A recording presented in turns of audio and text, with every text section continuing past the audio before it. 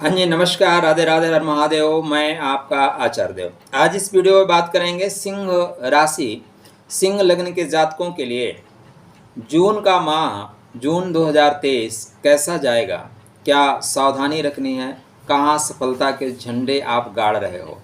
तो सिंह राशि जिसका जन्म ही हुआ है सिंहासन प्राप्ति के लिए, जिनका जन्म हुआ है सत्ता स्थापना के लिए, जिनका जन्म हुआ है मान सम्मान प्राप्ति करने के लिए।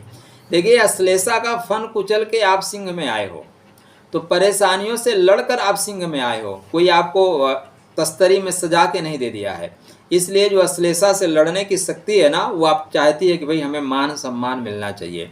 तो मघा, पूर्व फाल्गुनी, उत्तर फाल्गुनी, 3 नक्षत्रों की शक्ति लेके चल रहे हैं। और जो मघा है वही वास्तव में सिंह का सिंहासन है। त्यागी सेपानी शक्ति लेके चलता है, आकाशीय बिजली जैसा है, जहाँ गिरता है ना ध्वस्त कर देता है। तो ऐसी शक्ति लेकर चलने वाले आप लोग। स्वास्थ्य कैसा रहेगा इसकी चर्चा करेंगे। धन संपदा क्या स्थिति है, सुख, भूमि, भवन, वाहन, जीवन साथी से प्रेम, स्नेह, भाग्य का क्या बल मिल रहा है, कर्मा क्या है, लाभ कहाँ और खर्च कहाँ कर रहे हैं। तो वीडियो आरंभ करें, चर्चा आरंभ करें उससे पहले विनम्र अनुरोध है कि आप लोगों के अंदर बड़प्पन है भाई, और किसी का एहसान आप नहीं लेते। ऐसा आपकी राशि में है। जितना ऑक्सीजन चाहिए उतना सम्मान चाहिए। तो फिर चैनल को सब्सक्राइब करिए, क्योंकि ये भी आपकी एक नैतिक जिम्मेदारी बनती है, सिंह की सिंहता बनती है।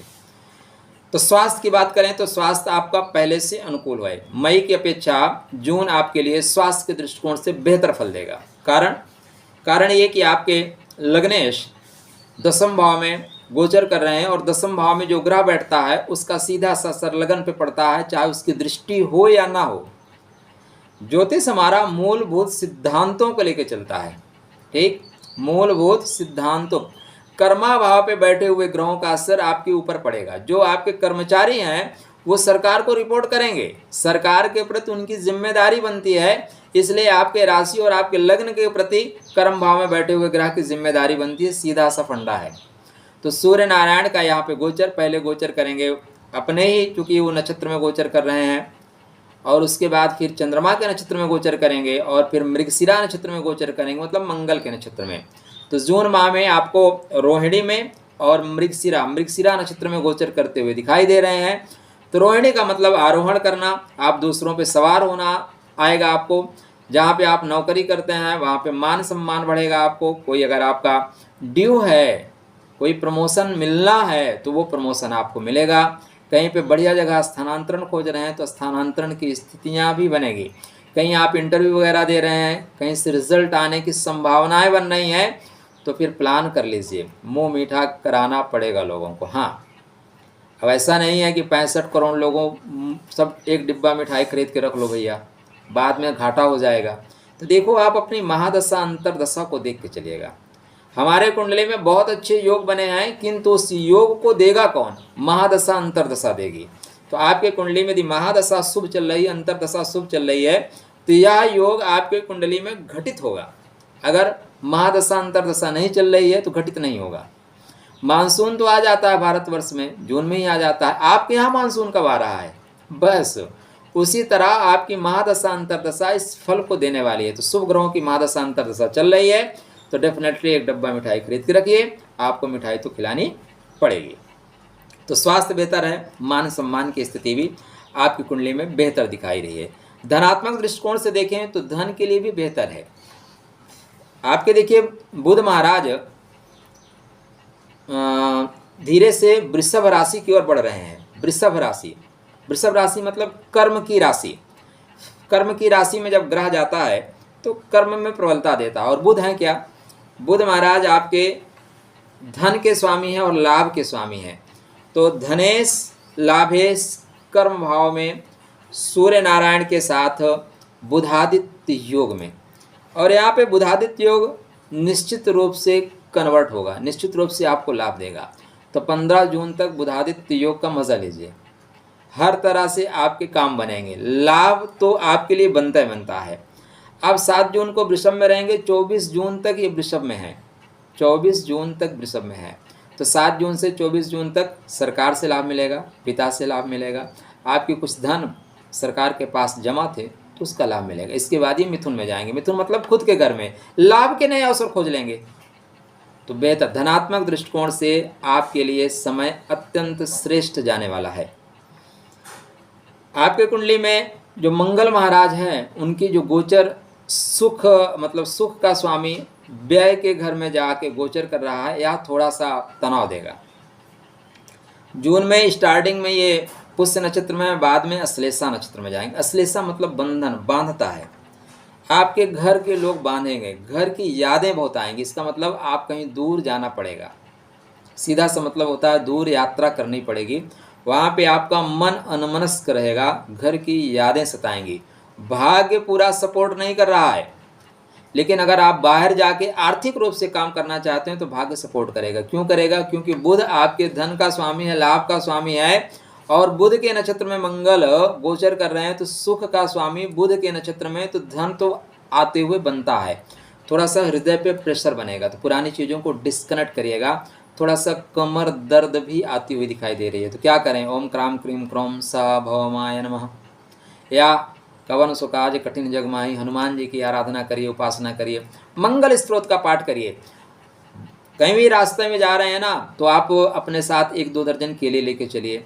कहीं भी हनुमान जी के भक्त लोग मिले ना, बंदर महाराज मिले, उनको 2 केले 4 केले देते रहिए, सुंदर परिणाम मिलेगा। करके देखिए। देखिए, ज्योतिष भी बहुत मज़ेदार विषय है। जब आप करना शुरू करते हैं तो इसका आनंद आपको प्राप्त होना शुरू होता है। तो करिए, डेफिनेटली आपको आनंद मिलेगा। गुरु महाराज की जो कंडीशन है, गुरु महाराज अभी भरणी नक्षत्र में जाएंगे 21 जून के बाद, लेकिन जैसे आपकी स्टार्टिंग कर रहे हैं तो मिथुन नवांशा में होंगे, उसके बाद कर्क नवांशा में होंगे। तो मिथुन नवांशा में बेहतर लाभ के अवसर कर रहे हैं, गुप्त तरीके से लाभ देने वाले हैं। हाँ, कर्क नवांशा में थोड़े पैसे खर्च करने पड़ेंगे, ससुराल पे, ससुराल वालों पे, संतान पे, प्रेमी प्रेमिका पे, यहाँ पे पैसे खर्च करने पड़ रहे हैं। तो पैसे कमा किस ले रहे हैं भाई? पैसे खर्च करने के लिए कमा रहे हैं, अपनों के लिए कमा रहे हैं, तो कमाइए और खर्च करिए। सप्तम भाव का जो स्वामी शनि आपकी कुंडली में खष्टेश हैं, सप्तमेश हैं, सस्योग क्रिएट करने की ओर अग्रसर हैं। सस्योग क्रिएट कर दिए हैं, अभी ये वक्री हो रहे हैं। शनि वक्री हो रहा है 17 जून को। शनि वक्री हो रहा है, इसका मतलब व्यापार का स्वामी वक्री हो रहा है, एक कदम पीछे। देखो, जो शेर एक कदम पीछे लौटता है ना, इसका मतलब आक्रमण करेगा, डेफिनेटली आक्रमण करेगा, शिकार करेगा। शनि वक्री हो रहे हैं, व्यापार का स्वामी वक्री हो रहा है, आपके खष्टेश वक्री हो रहे हैं, तो शत्रु थोड़े से प्रबल होंगे। क्या होंगे? शत्रु प्रबल होंगे, इसलिए थोड़ी सावधानी के साथ चलें। दाम्पत्य जीवन में जो प्रेम और स्नेह बना था, उसमें भी थोड़ी सी परेशानी आएगी, या संबंधों में दरार था तो दरार को शनि पाटने की कोशिश करेंगे। दोनों स्थितियां हैं। आप वर्षा में आपका घर गिर भी सकता है, और अगर घर आपका मजबूत है तो वर्षा के पानी से आप खेती भी कर सकते हैं। तो कुंडली में आपकी महादशा अंतरदशा के अनुसार फल आपको मिलेगा। तो शनि का वक्री होना थोड़ा सावधान करता है, थोड़ा जगाता तो है कि बेटा जग जाओ, आलस्य का परित्याग कर दो, बकाया शनि आपको संभाल लेंगे। आपके कुंडली में मंगल महाराज की स्थिति मैंने आपको बताई। शुक्र महाराज आपकी कुंडली में जैसे आप स्टार्ट कर रहे हैं तो 30 मई को ये कर्क में प्रवेश कर रहे हैं। कर्क में शुक्र मंगल युति बनेगी। क्या बनेगी? शुक्र मंगल युति। तो यदि आप इस समय बाहर की यात्रा कर रहे हैं, कहीं विदेश गमन कर रहे हैं, घर से दूर जा रहे हैं, तो बेहतर परिणाम मिलेगा। ध्यातव्य रहे, आपके सुख का स्वामी, भाग्य का स्वामी, पराक्रम का स्वामी, कर्मा का स्वामी द्वादश भाव में शिव शक्ति योग में है। देखिए, आपके पास सबसे ज़्यादा इम्पोर्टेंट मैं बोलता हूँ ना कि अगर आपकी बुद्धि सही है महाराज, तो हर परिस्थितियों का आप लाभ ले सकते हैं।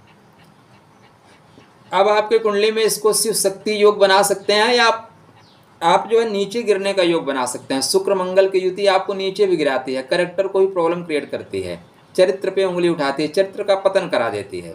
लेकिन यदि आप जागृत हैं तो आप उसका उपयोग कर लेंगे। घर में चाकू है ना, क्या करते हैं? सब्जी काटते हैं। लेकिन अगर आपका मूड खराब हो तो उसी चाकू से किसी का गला भी काट सकते हैं। तो परिस्थितियां एक जैसी हैं, आप उपयोग कैसे करते हैं। देखिए, इस दुनिया में जो महान लोग हुए हैं, ऐसा नहीं है कि उन्होंने बहुत अलग तरीके से हट के काम किया है। जो हम आप काम करते हैं वही काम करते हैं, लेकिन शिद्दत के साथ काम करते हैं। काम करने का तरीका डिफरेंट है, ठीक। इसलिए आज वो फेमस हैं, इसलिए आज वो बड़े हैं, इसलिए हम आप उनकी बात सुनते हैं। तो शुक्र मंगल की युति शिव शक्ति योग कन्वर्ट कर रही है द्वादश भाव में। तो अगर आप बाहर जाते हैं तो यहाँ पे लाभ हो रहा है, विदेश से लाभ लेते हुए दिखाई दे रहे हैं। फिर भी मंगल का द्वादश में जाना, सूर्य नारायण भी इसके बाद मिथुन में जाएंगे और आर्द्रा में जाएंगे, फंसेंगे। तो बेवजह जो है ना, मृगशिरा से ही सावधानी बरतना शुरू कर दीजिएगा। मृगशिरा क्या है? चंचल नक्षत्र है। अपने पास जो चीज़ें हैं उसको ना देख के दूर की चीज़ें ज़्यादा अच्छी लगती हैं। दूसरे के थाली के चावल बड़े बड़े दिखते हैं, नहीं, आपके थाली के बराबर ही हैं। अपने थाली में संतुष्ट रहिए। अगर असंतुष्टि हुई तब आपको ये परेशानी में डाल देंगे, ठीक है ना।